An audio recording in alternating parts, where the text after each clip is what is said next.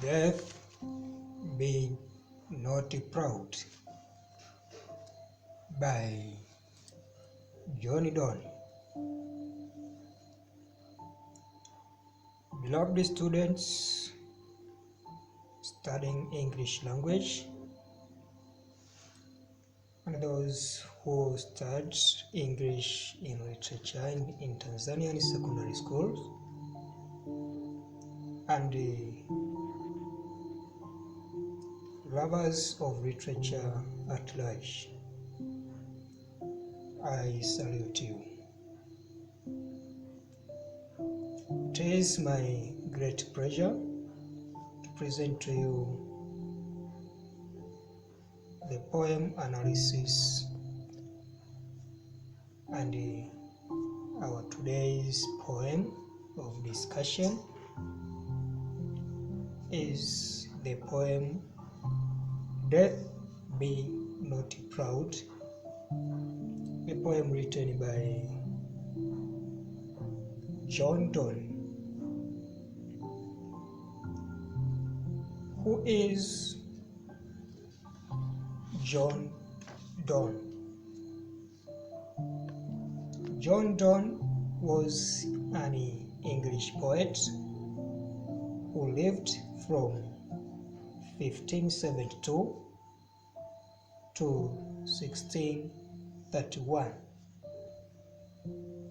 That is to say, he died in 1631 in London, England. During his lifetime, he practiced law, served as government official, as an elected official, and became a religious leader after his conversion to Anglicanism. Bear in your mind that John Donne struggled with his health, and this happened throughout his life, and sustained the loss of his wife and several of his children.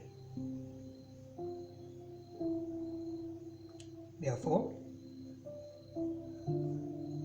he wrote this poem out of his life experience, whereby all these experiences shaped him into an introspective person. Probably his life experience is what motivated him to write this famous sonnet, and until the end of his life, he was praised as a writer and a preacher.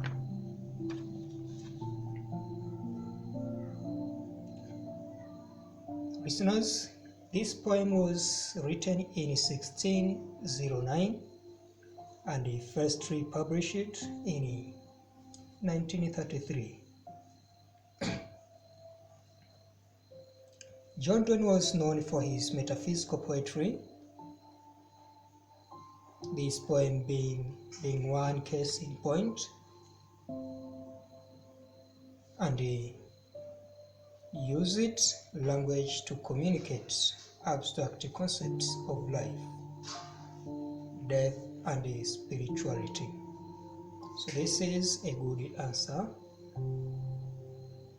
behind the claim that while John Donne is regarded as metaphysical poet, he is a metaphysical poet because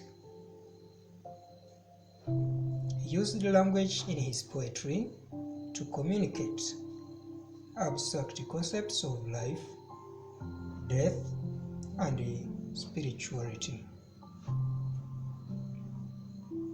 This poem has some philosophical elements, whereby the poem itself makes readers to ask some questions on the theme of death or mortality.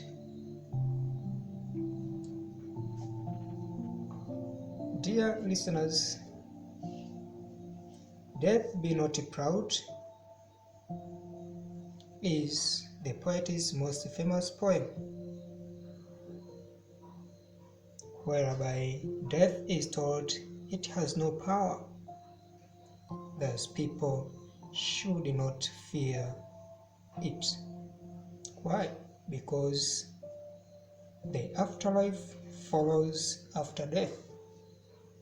So this poem reminds us that there is life after death. That is what is known as the afterlife, or an eternal life. Let us go back to the poem, Death Be Not Proud. Remember, this poem is dominated by personification, whereby the poet personifies death and he gives human qualities to death. And I am going to give the general summary of this poem. Remember, this is sonnet poem of its category, comprising of 14 verses. But John Donne, in his poem,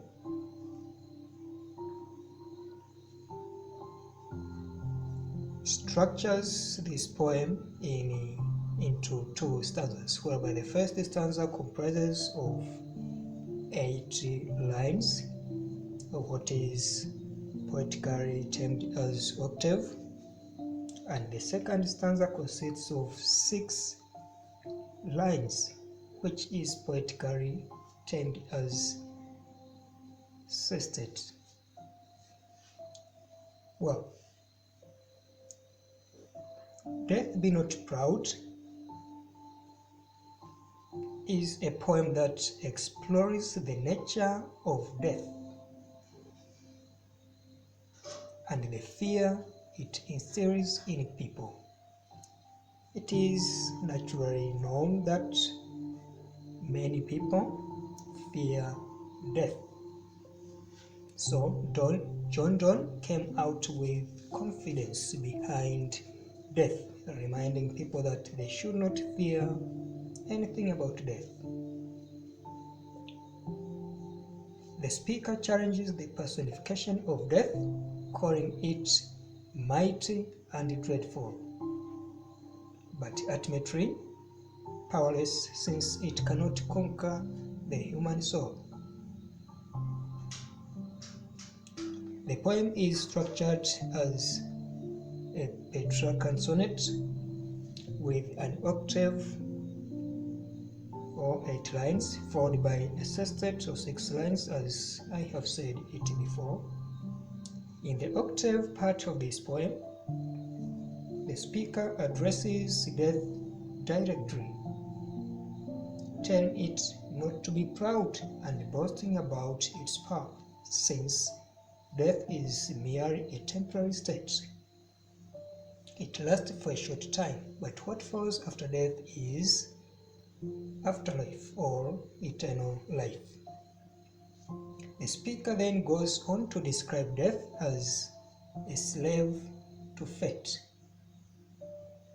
chance, kings, and desperate men, implying that even though it may seem to have power over people, it is ultimately subject to outside forces.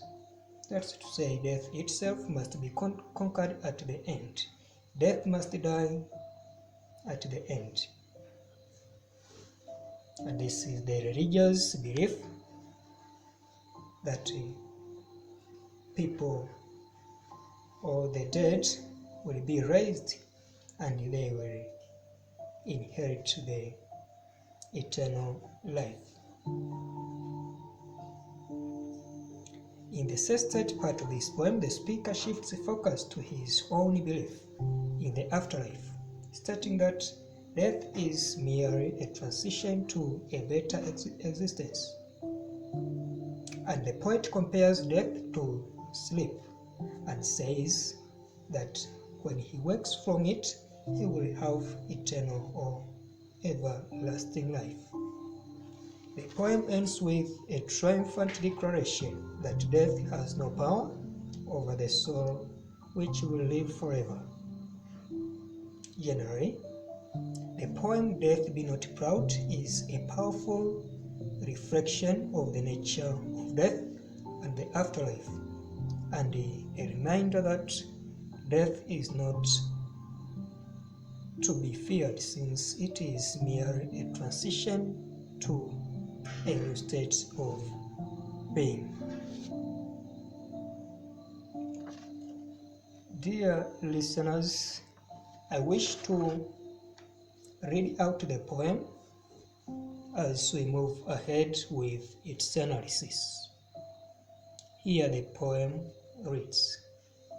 The title is Death Be Not Proud by John Donne. The poem reads, Death be not proud, though some have called thee. And I wish to make a brief explanation as far as some verses here is concerned as I continue reading. Death be not proud, though some have called thee. The poet has made use of old-fashioned phrases that do not belong to the modern English. So in this verse, the poet is confidently declaring before death that it should not be proud, though most of people have been calling it so. And some have called it, as it states in verse 2, might and dreadful. For thou art not so. Death has been regarded as might, or powerful, and dreadful, fearful, in other words, for thou art not so. That's to say, death prouds itself as might and dreadful, powerful and fearful. Although according to the poet, death is not so, should not be regarded as powerful and dreadful or fearful. Verse 3 states, for those whom thou thinkst thou dost overthrow. For people whom you think you overthrow, or you put them into dying or the state of dying. Die not, poor death, nor yet canst thou call me. Die not, poor death, nor yet canst thou kill me. The poet declares confidently that death cannot kill him. It is because he is going to experience a short rest. Thereafter, he will rise up and experience an eternal life. The poem continues, from rest and sleep, which but thy pictures be, much pleasure, then from thee much more must flow. According to the poet, death is nothing but maximum pleasure or enjoyment. To him, death is a part of enjoyment and not dying, so it is something unimaginable that the poet seems to have more confidence in death. The poem continues, and soonest our best men will with thee do go, rest of their bones and souls delivery. Who are the best men in this poem referred? The best men referred in this poem are the most important people, especially the military people and those who struggle for human rights. So it is believed that death takes away some most important people like the army men and the people who defend human rights. They end up dying. But according to the poet, it is nothing but rest of their bones and souls delivery. Their bones and their entire bodies end up resting, but the soul or the human soul is delivered, or it is living forever, according to the poet. Thou art slave to fate. The poet regards death as a slave to fate, a slave to chance, kings and desperate men. How comes or why the poet regards death as a slave to kings and desperate men? According to him, the poet believes that great men like kings have power over death, because great men can decide and can order some people to die. So death has no chance to decide over the lives of individuals or lives of people.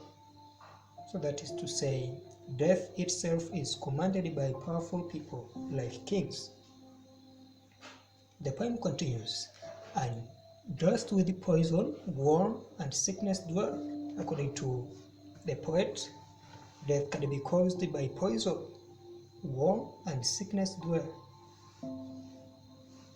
War can make people die, sickness can make people die, so death should not be proud, because death is a determinant phenomenon. It can be decided by war, sickness, and the like. The poem continues, and poppy or charms can make us sleep as well. Some kind of plants that can make us die, and some kind of charms can make us sleep as well, can make us die as well. So death has nothing to do with our lives, rather it is dictated by nature around. And better than thy stroke, why swearest thou then? Why should you swear and proud yourself, while strokes do kill people, then you have no decision over the lives of people. One short sleep past, we wake eternally. To him, to John Donne, death is just a short sleep. What follows is waking up eternally. We live forever after death. And death shall be no more. Death, thou shalt die. Death shall also be no more. Death, ultimately or at the end, must end up dying as well. Death, thou shalt die. So to the writer or to the poet, like people, death shall also die. This marks the end of this poem. Well, what are the possible things we get from this poem, dear listeners? The first theme and the most dominant one is a theme of mortality or death. The poem takes a confident stand against mortality or death. The poet himself is confident against death. It makes a paradoxical statement that mortality is itself mortal. It must die, death must die at the end, which is to say death can die. But the speaker would not make this statement if he does not fear that maybe death is the end. He shows that although people fear death terribly, but in the long run death will be no more, and as a result there is no reason for fear. The poet compares death with a short sleep in which people sleep, but there comes a day when they will wake up and live eternally, and death shall be the loser. To prove this, the poet states, "One short sleep past, we wake eternally, and death shall be no more. Death, thou shalt die." Another possible theme from this poem is a theme of dreams and hopes. The big dream and hope in the poem is to defeat death and go to heaven. And the poet himself has been used as the mouthpiece behind defeating death and ultimately go to heaven. The speaker is confident that his faith in God won't let him down.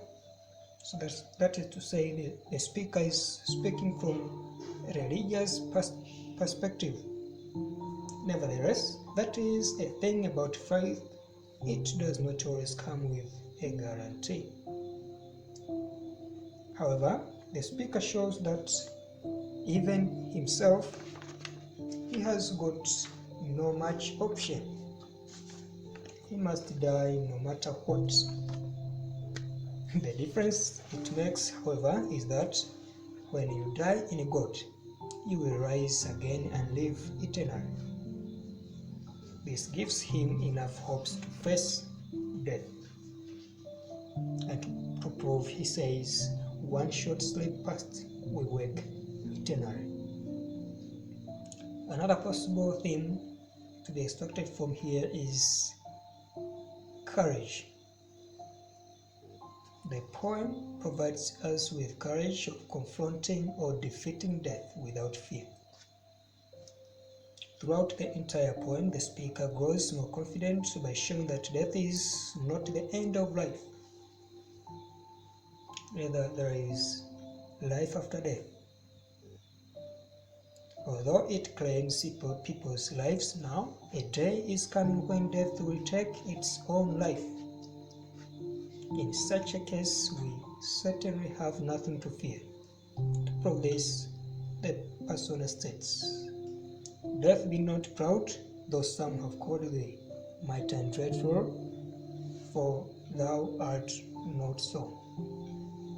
Another theme is a theme of religion and faith. In this poem, the poem seems to be centered on the subject of religion. It is only in religious spheres people believe that after this life there comes a better life, when this mortal body shall put on immortality and death shall be defeated forever. Nonetheless, John Donne puts a clear demarcation that this grace of rising and living eternally is not just for everybody who simply dies. He rather seems to be very meticulous by adopting a more specific statement that only the good people who are our best men are entitled to this privilege. He says, "And soonest our best men will thee to go, rest of their bones and souls deliver." The last possible theme as far as this poem is concerned is a theme of afterlife or life after death. The poet has the hopes of the afterlife. He hopes of living after death. He even shows that the afterlife is better than this life we are experiencing, or the body life. For him, death seems to be a blessing because it is only through death that people are capable of enjoying the afterlife. Dear listeners, I wish to lead you with some brief guiding questions in this poem analysis. What type of the poem is this? This is question number 1. dear listeners, I have said this before, that this poem is a sonnet because it is made up of 14 lines or verses. Question number 2. In what sense is the sleep of death a short sleep? Why death is regarded as a short sleep in line 13? Although the dead remain in their tombs for hundreds and thousands of years, still to the poet John Donne calls it a short sleep, since the dead knows nothing. That is the short time according to the dead body. From the day they die, they remain unconscious and remember nothing until the day of resurrection. After death, the next thing they will see is the face of Jesus, according to religious or Christian belief. What is the tone and mood of the poem? Well, the tone is hopeful or optimistic, since the poet hopes that after this life there is a better life. So the mood is also optimistic or hopeful. Who is the persona and how do you know? The persona of this poem is a religious person who has hopes that his faith in God won't let him down. He confronts death with much confidence.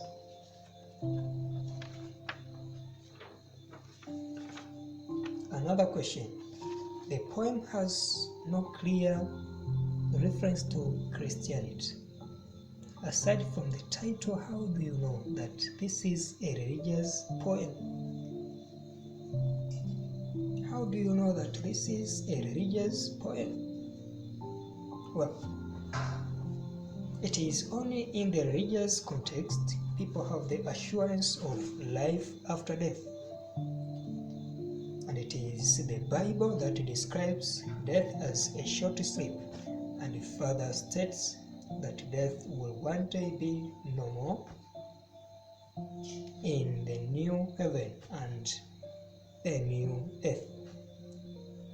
And this is evident in the Bible, in the New Testament, 1 Corinthians chapter 15 verse 26. Oh, another question demands to comment on figures of speech that can be identified from this poem. Well, the poem is full of figures of speech, but the dominant one is personification, whereby throughout this poem death is addressed as though it is a person. That is to say, it is given some human qualities throughout the poem. For instance, the poet says, "Death, be not proud, though some have called thee mighty and dreadful. Death, thou shalt not die. Death, thou shalt die." So here the poet personifies death by assigning some human qualities of pride and might, but also dreadful. Only people can be powerful and fearful. Another figure of speech is symbolism. The poet has made the use of symbols in Christian theology. Symbols from this poem are sleep and rest. Sleep and rest have been used to represent death. Another figure of speech from this poem is apostrophe, whereby this implies addressing a thing or person in its or his absence. And in this poem, the poet addresses death, but death does not respond. He says, "Poor death," which is an embarrassing way to talk to someone who considers himself tough. Another figure of speech is metaphor. The poet makes the use of metaphorical statement when he compares rest and sleep. as the pictures of death, rest and sleep. Also, death is compared with a slave by the verse that states, "Thou art slave to fate." Another figure of speech is synecdoche as a figure of speech, which implies using parts of something to represent the whole, or vice versa. In this poem, the poet uses the bones of the best men to represent the whole physical body. To better the presentation of his message, John Donne has made the use of rhetorical questions. A question that does not demand a reply. The speaker asks, "Why swearest thou then? Why swearest thou then?" This is a question. It is just intended to make Death realize that he has no reasons to be proud and not seeking for the response. Dear listeners, the last part of the analysis of this poem is relevance. Is this poem relevant to what is currently happening in the society? I think the answer must be yes. Why? In our today's societies, there are these two basic concepts about death. On one side, there are those who believe that death is the end of life and human history. They do not believe in life after death. Therefore, when they come at the point of death, they face it with fear, because they do not think about life after death. On the other hand, there are those, especially in religion, who believe that death is but another door to a better life. Unlike the poet, these people are confident when it comes to death. For them, death should not be proud because they aspire for afterlife, which is better than the life we live now. They take death as a blessing and not as a doom. Thank you very much for your clear follow.